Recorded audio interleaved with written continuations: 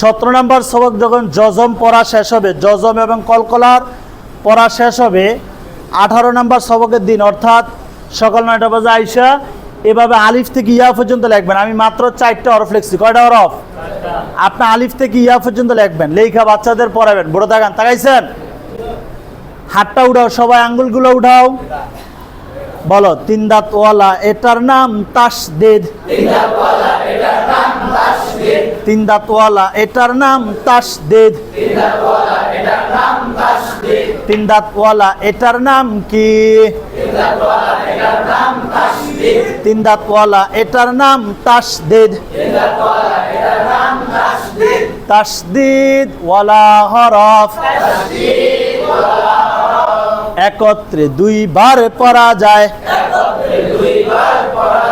প্রথমবার তাহার ডান দিকের হরকতের সঙ্গে, জজমের মতো। দ্বিতীয়বার তাহার নিজ হরকতের সঙ্গে, যেমন হামজায় জবর হামজায় তাসদীদ আ, হামজা জবর আ, আ আ। হামজায় জবর বায়ে তাসদীদ আব, বা জবর বা, আব্বা। হামজায় জবর তায়ে তাসদীদ আত, তা জবর তা, আত্তা। হামজায় জবর সায়ে তাসদীদ আত, সা জবর সা, আচ্ছা। আর হামজা জবর জীবিত আছে।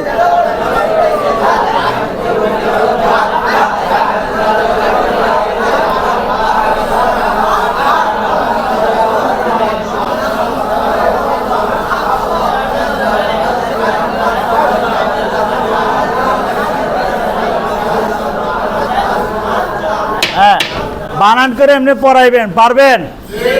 এরপর শুধু উচ্চারণ বলেন, আ আ, আব্বা, আত্তা, আচ্ছা, আজ্জা।